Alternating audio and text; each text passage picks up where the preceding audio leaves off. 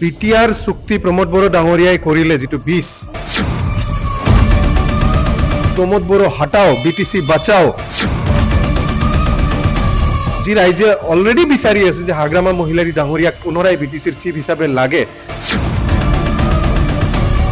সাংবিধানিক কোনো প্রভিজন নথকাকে চুক্তি করিলে প্রমোদ বড়ো ডাঙরিয়াই আজিৰ তাৰিখত ইয়াক খোলা মঞ্চ হিচাপে এৰি দি 3rd গ্ৰেড 4th গ্ৰেডৰ চাকৰিও আজিৰ তাৰিখত দিব পৰা নাই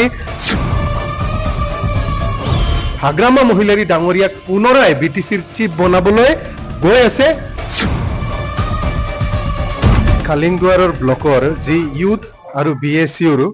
পলিটিক্যাল আৰু যি লিডাৰশিপ ডেভেলপমেন্ট ট্ৰেইনিংৰ এটা হেৰি অনুষ্ঠান হৈ গল এই কাৰ্যসূচীত ভাগ ল'ব পাই যথেষ্ট সুখী হলো ইয়াতে আমাৰ যিখিনি খালিংদুৱাৰ ব্লকৰ আন্ডাৰত প্ৰায় 200 জন মান এনাৰ্জেটিক ইউথ বিপিএফ দলৰ ইউথ আজি আহিলে বিভিন্ন ধৰণৰ অতি গুৰুত্বপূৰ্ণ ৰাজনৈতিক বিষয় আলোচনা কৰা হল বিশেষকে বিটিআৰ চুক্তি প্ৰমোদ বড়ো ডাঙৰিয়াই কৰিলে যেটো 20 মানে ইলেকশনৰ আগে তেওঁ এটা চুক্তি কৰি আহিলে আৰু এটা ডাঙৰ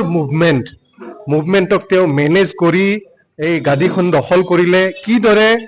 বিভিন্ন যিবিলাক বিষয় আছিল বিশেষকে এপসুৰ নেতৃত্বত বড়োসকলে যিবিলাক বিষয় উত্থাপন কৰি এটা ডাঙৰ মুভমেন্ট চলাইছিল তাক কি দৰে মেনেজ কৰা হল কুৰ্চীখন লবৰ বাবে সাংবিধানিক কোনো প্ৰভিজন নথকাকে চুক্তি কৰিলে আৰু সেই চুক্তি আজিৰ তাৰিখত যে কমপ্লিট ফেইলাৰ হলে ৰাইজে দেখিছে এইবিলাক বিষয় আলোচনা কৰা হল কি দৰে প্ৰমোদ বড়ো ডাঙৰিয়াই ডাঙৰ কথা কৈ অজস্ৰ মিছা মাতি আৰু বৰ্তমানে তেওঁ মাতি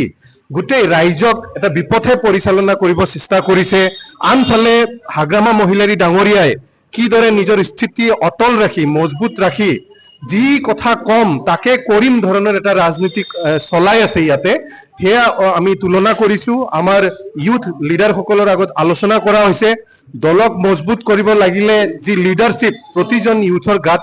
কেনেকুৱা ধৰণৰ গুণ থাকিব লাগিব কেনে ধৰণৰ চৰিত্ৰ হ'ব লাগিব এইবিলাক বিষয় উত্থাপন কৰা হৈছে বিশেষকে যিবিলাক ইন্টিগ্ৰিটি ৰাখিব লাগিব লয়ালটি ৰাখিব লাগিব দলৰ প্ৰতি আৰু ৰাইজৰ মাজত যিবিলাক মেছেজ আমি উত্থাপন কৰিম বিৰোধী হিচাপে আজি উত্থাপন কৰি আছো আৰু প্ৰমোদ বড়ো ডাঙৰিয়াই যিবিলাক ভুল নীতি লৈ কাম কৰি আছে এইবিলাক ৰাইজৰ মাজত লৈ যাব লাগিব ৰাইজক তথ্য পাতিৰ আধাৰত বুজাব পাৰিব লাগিব এইবিলাক বিষয়ত আমি আলোচনা কৰি আজিৰ যেটো আমাৰ ওয়াৰ্কশপ এই ওয়াৰ্কশপটো অতি সাকসেসফুলি আমি সমাধান কৰিছো আৰু আশা কৰিছো যি অনাগত দিনত আমাৰ যিখিনি ইউথ আছে এই ইউথ সকলে ইউথ লিডাৰে বিটিসিত যিবিলাক নহবলগীয়া কাম প্ৰমোদ বড়োৰ দ্বাৰা কৰি আছে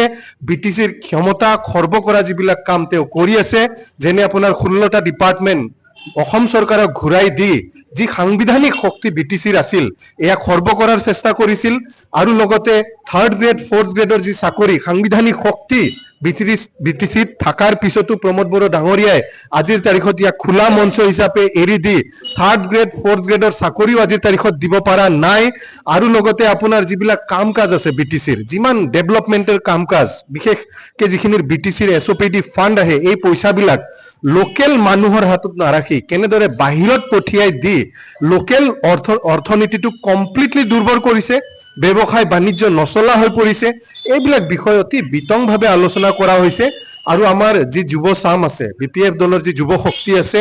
এই যুৱ শক্তিয়ে এইবিলাক বিষয় ভালকে বুজি পায় এতিয়া নিজক এজন লিডাৰ হিচাপে ৰাখি নিজৰ ষ্টেণ্ড আৰু আইডিঅলজি ফিলসফি ক্লিয়াৰ কৰি লৈ ৰাইজৰ মাজত এইবিলাক কথা গৈ প্ৰচাৰ চলাব আৰু আগন্তুক যি 25ৰ নিৰ্বাচন হৈ আছে এই নিৰ্বাচনত অতি শক্তিশালীভাৱে প্ৰতিদ্বন্দ্বিতা কৰি হাগ্ৰামা মহিলাৰী ডাঙৰিয়াক পুনৰাই বিটিসিৰ চিফ বনাবলৈ গৈ আছে আৰু আমাৰ যি স্লোগান প্ৰমোদ বড়ো হাটাও বিটিসি বাঁচাও এই স্লোগানৰ এতিয়া আমি পুনৰ হাগ্ৰামা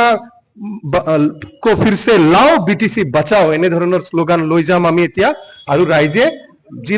অলৰেডি বিচাৰি আছে যে হাগ্ৰামা মহিলাৰী ডাঙৰিয়াক পুনৰাই বিটিসিৰ চিফ হিচাপে লাগে আমি আৰু শক্তিশালীভাৱে অংশগ্ৰহণ কৰি ৰাইজৰ সপোন কেনেকৈ বাস্তৱত ৰূপান্তৰিত কৰিব পাৰি তাৰ কাৰণে কাম কৰি যাম বুলি আজি সকলোৱে প্ৰতিশ্ৰুতি আৰু প্ৰতিজ্ঞা লৈ ফেলে আমি আগবঢ়াৰ সিদ্ধান্ত লৈছো আজি